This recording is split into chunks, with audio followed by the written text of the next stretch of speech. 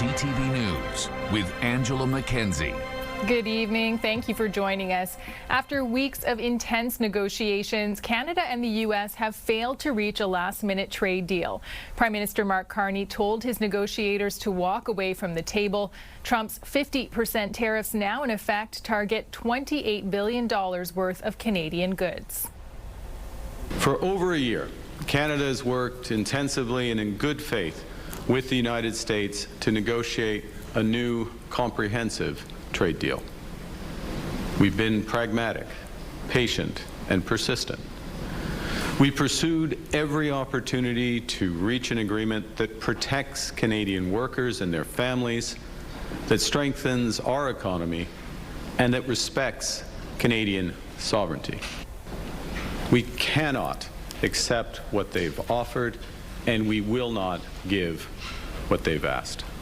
While the United States has imposed a seemingly endless stream of tariffs and threatened more, Canada has, by contrast, taken several steps in good faith to try to find compromise and secure a comprehensive deal in the best interests of both Canadians and Americans.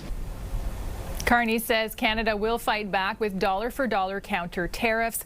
They'll come into effect September 8th, with further details coming later this week. The PM says Americans made last-minute demands that were unacceptable, affecting autos, sovereignty, French language, and culture. Here in Quebec, Premier Christine Fréchette says the tariffs will have important consequences on the province and says Trump is attacking Quebec's economic security. Matt Grillo has more. Premier Christine Fréchette says the trade war has reached a new level. She says Quebec businesses may have to slow production, workers could see their hours reduced, while others are at risk of losing their jobs. Still, Fréchette says she trusts Mark Carney. It is important to unite ourselves in this period, and I think that the federal government can be an important actor in that context. The Premier says the situation is very serious because these tariffs will affect more than 9% of Quebec exports to the U.S. Quebec's Federation of Chambers of Commerce says this negotiation collapse is a worst possible scenario for business. You cannot avoid these 50% tariffs.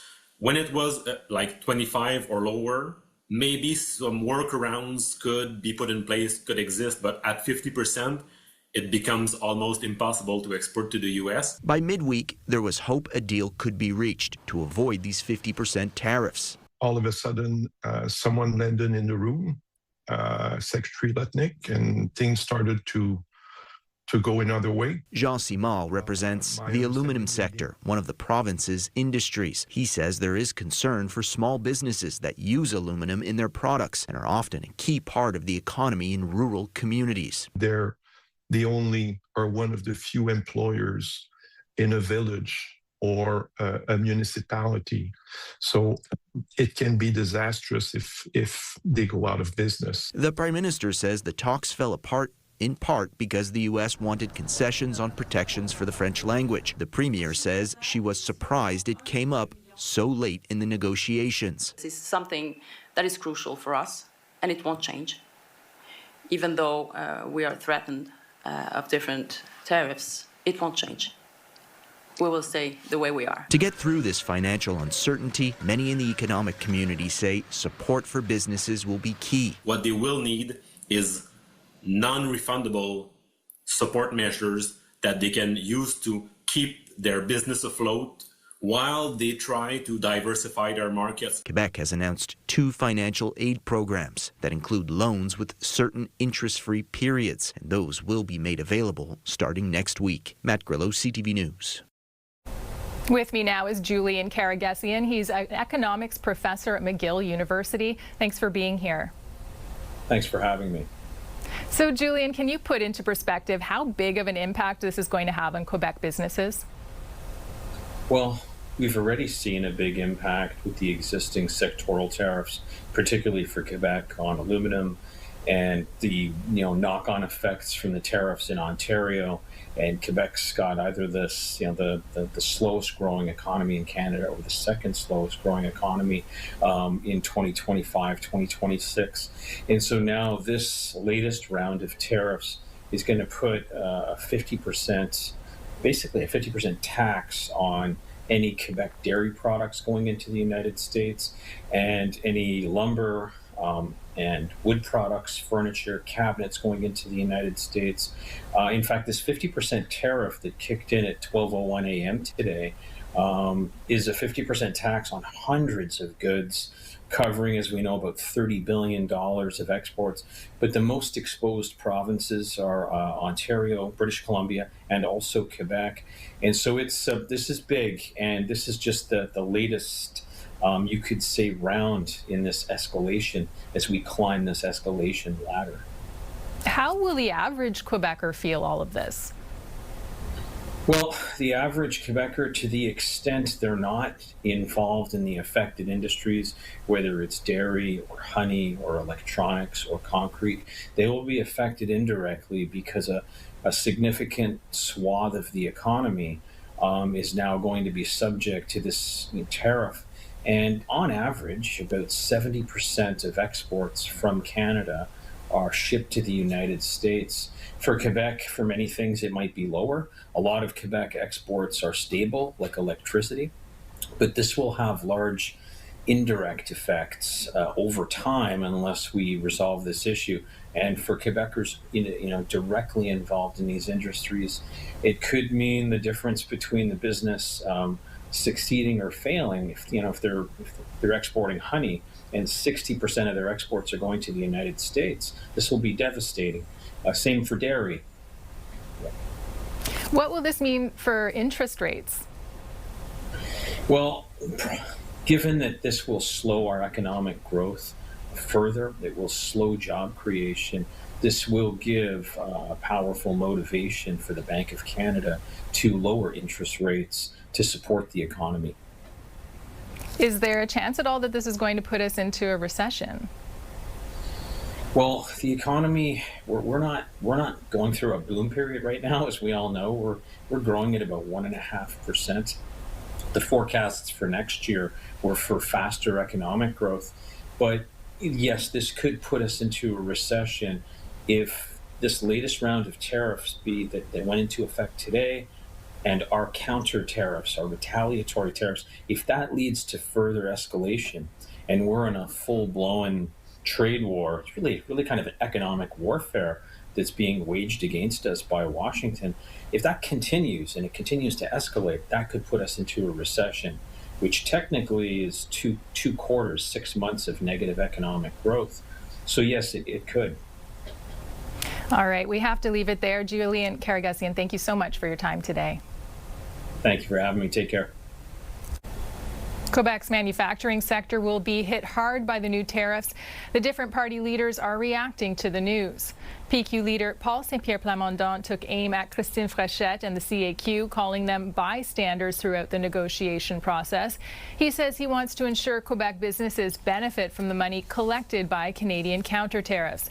Quebec Liberal leader Charles Milliard says it's not the time to re-elect a government incapable of building a more resilient economy. Milliard says he'll work in collaboration with Ottawa and other provinces while defending Quebec's unique interests. Political analyst David Hertel explains how a trade war will likely shake up Quebec's election campaign.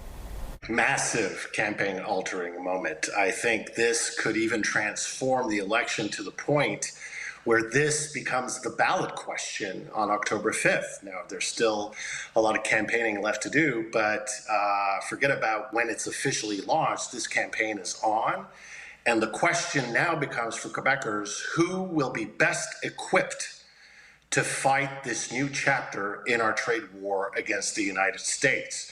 And Christine Fréchette was prepared, and she shot the first salvo today, and it's quite impressive. With the way she's already reacted, coming out with a cabinet meeting this morning, right after Mark Carney's speech, with concrete measures to help the industries that are impacted the most here in Quebec, already 2 programs that are put in place. She is really claiming the leadership position as the best equipped to move forward in these very difficult economic times. Where it hurts the most, I think it's going to be the Parti Québécois. Remember, during the federal election campaign in April, a lot of Bloc Québécois voters went to the federal Liberals and Mark Carney because they felt he was best equipped to fight Donald Trump and the tariff war that had already begun in March and in April of 2025. So I think right now, all the opposition leaders have to follow Fréchette's lead, and she has the initiative. But Paul Saint-Pierre Plamondon right now has the most to lose. Politics are also a factor for Mark Carney in his decision-making process. There are 3 federal by-elections scheduled for August 31st, including in Chicoutimi-Le-Fjord. In his remarks today, Carney had a specific message aimed at Quebecers. Nous n'étions pas prêts à faire de compromis sur notre souveraineté, la protection de la langue française et notre culture. Pour nos collègues américains, soyons clairs. Pour mon gouvernement et pour le Canada, ces questions n'ont jamais été sur la table, même si les États-Unis ont essayé jusqu'à la dernière minute. Canadians planning to vote in the upcoming by-elections have until Tuesday to apply for a special ballot. Voters who wish to cast their vote by mail or at an Elections Canada office will need to apply for a special ballot online or in person. The vacant seat in Chicoutimi-Le-Fjord was previously held by Conservative MP Richard Martel, who Carney appointed to the Senate in July. A man is in critical condition tonight after being injured by a sharp object in an apartment in Côte-des-Neiges. According to Montreal police, the exact cause of injury is still unknown. Another man found at the scene was detained and is being questioned by investigators. Well, Quebec lakes are a critical source of water, but blue-green algae can make that water unsafe. A University of Laval professor is testing new technology that could solve the problem. Anastasia Dextrine explains. It can turn clear lake water into murky green, but blue-green algae is more than just an eyesore. It's pretty dangerous, especially for, of course, vulnerable people, young children, older people, and also for animals, basically. Blue-green algae is also known as cyanobacteria. It's found naturally in lakes, rivers, and ponds. University of Laval professor Céline Vanécotte says it can be hazardous when poorly maintained septic tanks and runoff cause phosphorus in the water to build up. That can cause skin problems, but also like digestive problems, diarrhea, vomiting and things like that. So we cannot swim, but also we use a lot of lakes basically for drinking water production. So of course that is a threat for our drinking water production as well. With 88% of the country's drinking water sourced from lakes and rivers, according to the Nature Conservancy of Canada, blue-green algae is a big concern. That's why Vanécotte is helping to clean it up. At Lake St. Augustine, she's removing the nutrient that fuels the blue. What we are doing is pumping the water from the lake here through this tube.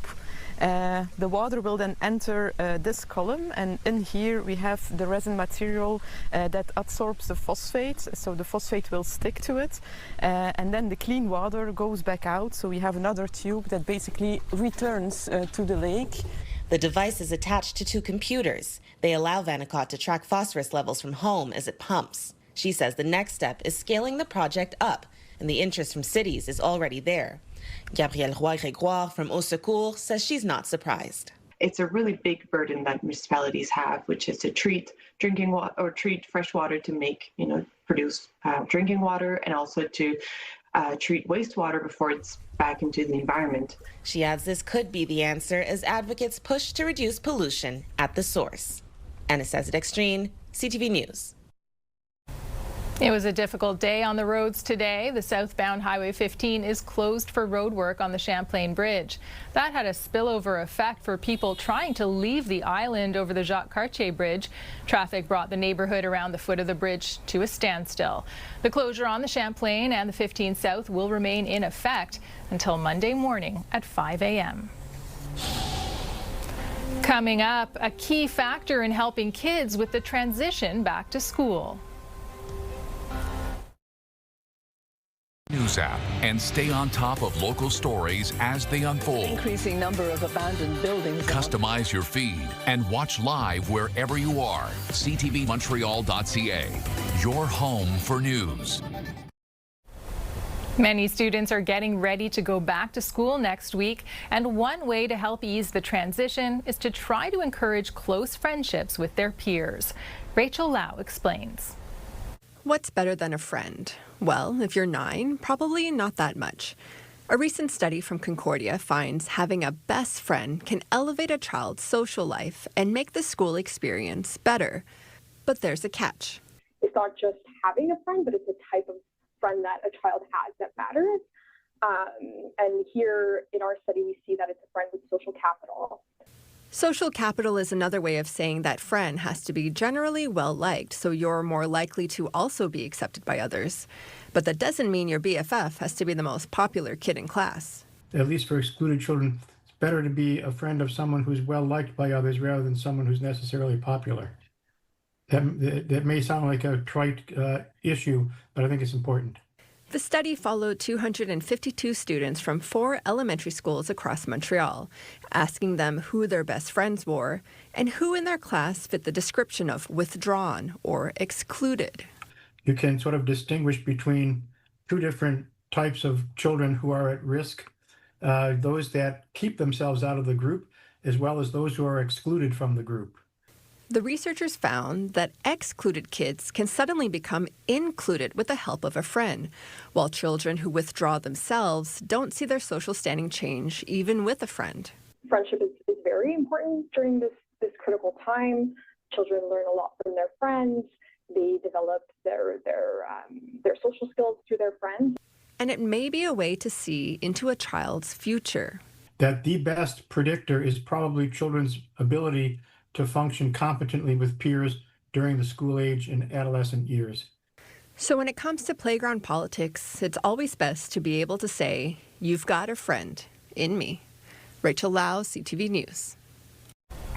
The PWHL's Walter Cup has gone missing. The Montreal Victoire won the trophy back in May. Throughout the summer, it's been traveling around so each of the players can have a day with the cup. The PWHL says it was on its way to Lethbridge, Alberta, but it never arrived. The league says it's working with the shipping company to track it down, but it's unclear where the trophy was last seen. Unlike the Stanley Cup, the Walter Cup is not accompanied by a dedicated person when it goes on the road to visit players. Well, it was a draw for CF Montreal tonight against the Los Angeles Galaxy at Saputo Stadium. Prince Owusu continued his hot streak, tying the game with his 13th goal of the season. Daniel Rios scored the other goal for Montreal, and Chilean forward Alexis Sanchez made his first appearance at Saputo Stadium after making his debut during Wednesday's away game. The final score, 2-2. And during halftime, former Montreal Impact player Lloyd Barker was added to the team's Wall of Fame. Barker joined the Impact in its first season and helped the team win 2 league championships. Barker is the 8th player in the club's history to be inducted into its Wall of Fame. When we return, an orphaned polar bear gets a new home. Breaking news and local news that matters to you. Download the CTV News app right now by scanning the QR code on your screen using your smartphone. Or you can also go to our website, ctvnewsmontreal.ca. An orphaned polar bear cub has a new home at a zoo in Manitoba. The cub comes from the shores of Hudson's Bay. The zoo says polar bear cubs orphaned in their first year cannot survive in the wild. He's being assessed by a veterinary team, and it's expected he'll thrive with the other bears at the zoo. Weather brought to you by Gratianscap's second pair is a gift event including designer frames. A second pair free for a limited time. Taking a look at the forecast, it's currently 23 degrees in Montreal with partly cloudy skies expected to continue overnight. Tomorrow, there's a possibility of rain throughout the afternoon, a high of 22 degrees, and it looks like you should keep your raincoat close by for most of the week, though a mix of sun and cloud is in the forecast so far for Wednesday and also next Saturday. Well, that's it for us. For the latest news, you can listen to Weekends with Joanne Brackus tomorrow morning at 6 on CJAD 800, or you can head to ctvnewsmontreal.ca. Have a good night, everyone. Take care.